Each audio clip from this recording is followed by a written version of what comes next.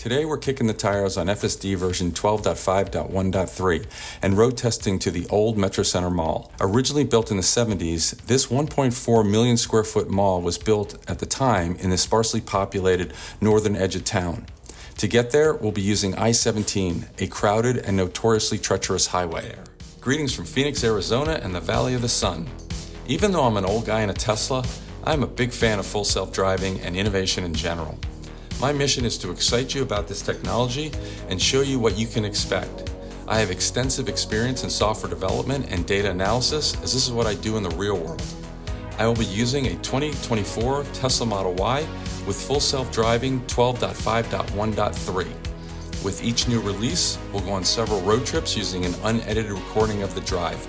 I'll rate the quality of that drive, so we'll have a running data-driven comparison for each road trip and version of full self-driving.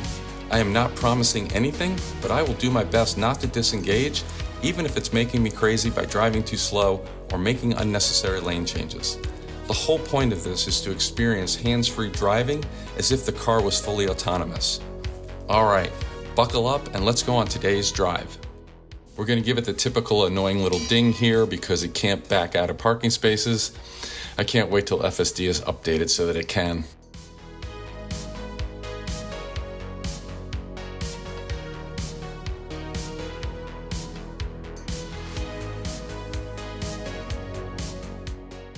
I like how it waits for that SUV across the street to figure out where it's going before it starts its turn, but I just can't stand the steering wheel jiggle at these slow speed turns.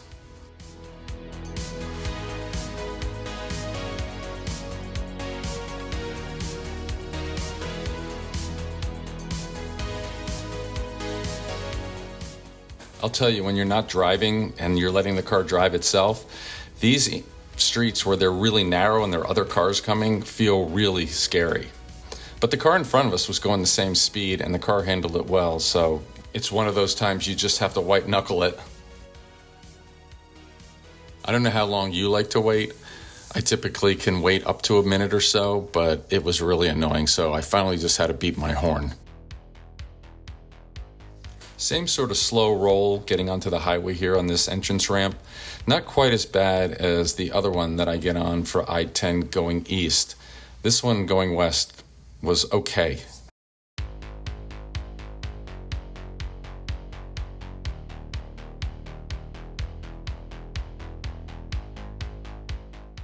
This section of I-10 is pretty heavily traveled, so it stayed under the speed limit only because there was cars in front of it. It didn't move over to the left too far, too, which is good because it needed to be in the right-hand lanes, knowing that it was going to exit to I-17 here.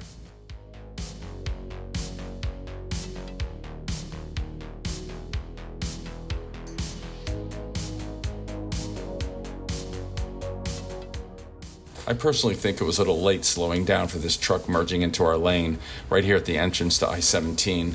They didn't have their turn signal on, but decided to merge anyway.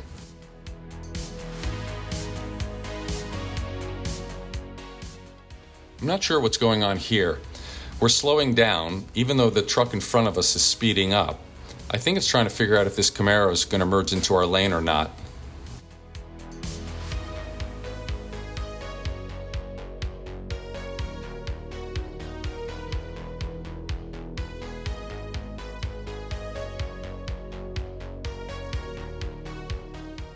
As you can see, the I-17 does require a pretty steady hand.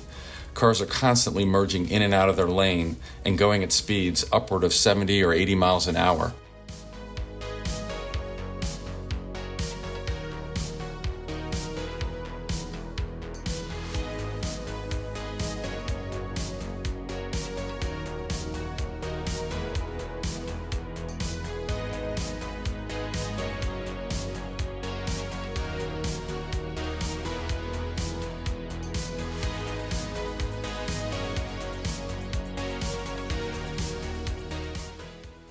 Darn it, I really panicked here.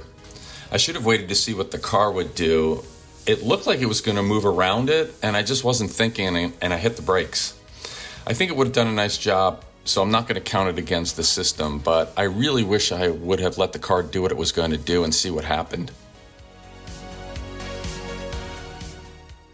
This one was easy because it was a dedicated turn lane at a traffic light, so it went through really well. It was a nice smooth turn and merge onto North 29th Avenue.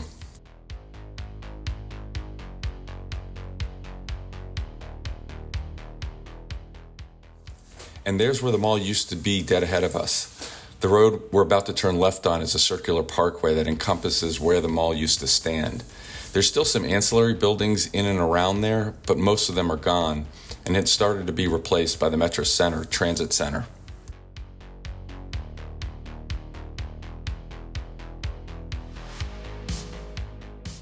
Honestly, the system handled this part of the trip really well.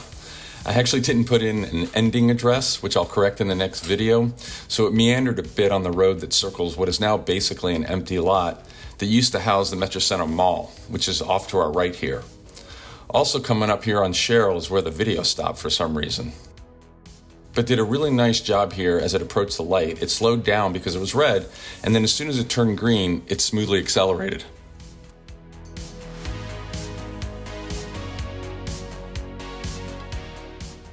I'll look into why the video died later, but for now let's head back.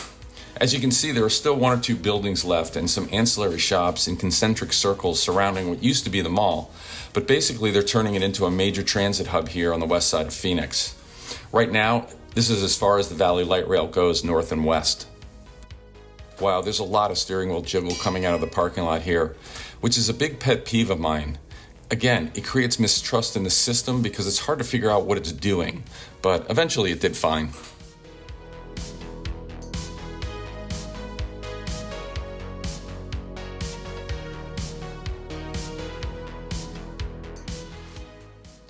Even with all the steering wheel jiggle, I do feel like the system is relatively safe. It creeps out slowly, it makes sure there's no cars coming before it goes.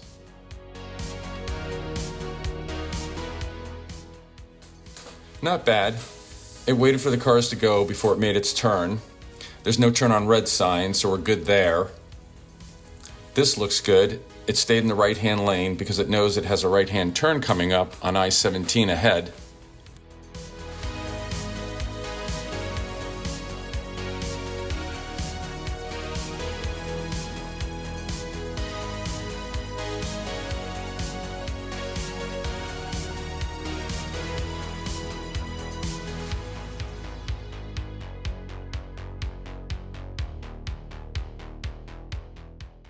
We're about to turn right using this 3-lane on-ramp to the I-17.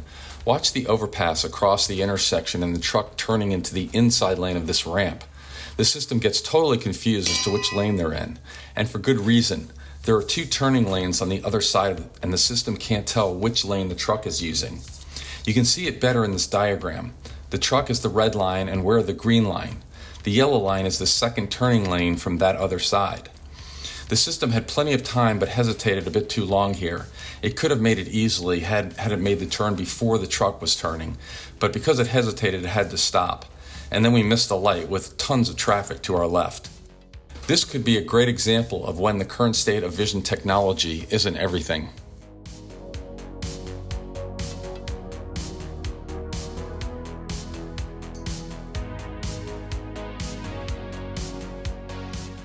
The system goes a little slow through here when that truck was merging into the lane next to us, but it seems to have handled it well. I do feel myself trusting the system a bit more in some circumstances like this where I've seen the system react correctly. I still have respect for the technology, but I do see improvements. And when we speed up the video, it is a little weird watching these cars in front of us at this speed and seeing how much they wobble in their lane. At some point in the future, I'd like to do a video showing Tesla using full self-driving and seeing if it does the same thing.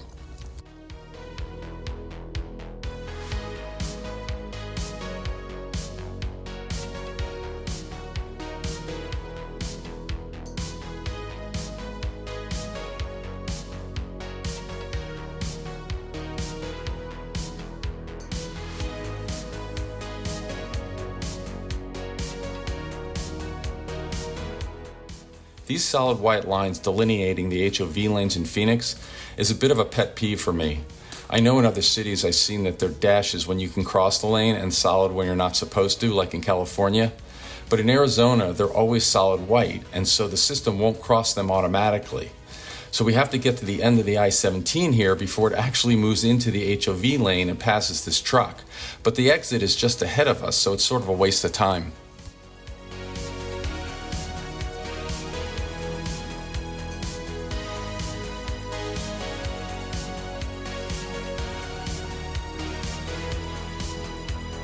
I do get nervous at highway forks like this, going 70 miles an hour with 6 lanes across, but it does figure out which lane it needs to be in to exit from I-17, and it's a nice smooth lane change.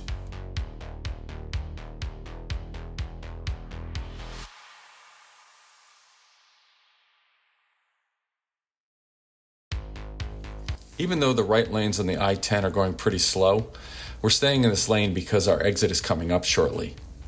And it does get a little confused about exiting at 7th Avenue, but it quickly corrects itself.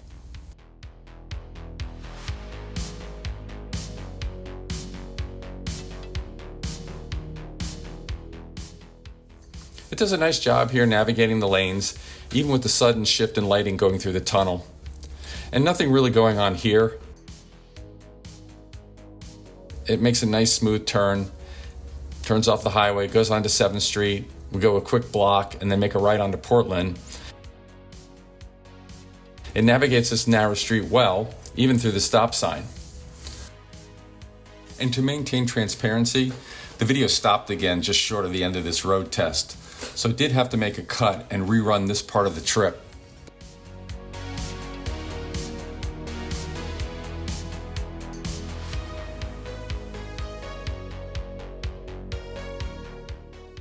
There was a car in front of us, so the system didn't get a chance to speed like it usually does through these school zone speed limits. They are supposed to be working on speed profiles, but I still don't understand why it goes so far over the speed limit that's right there on the screen.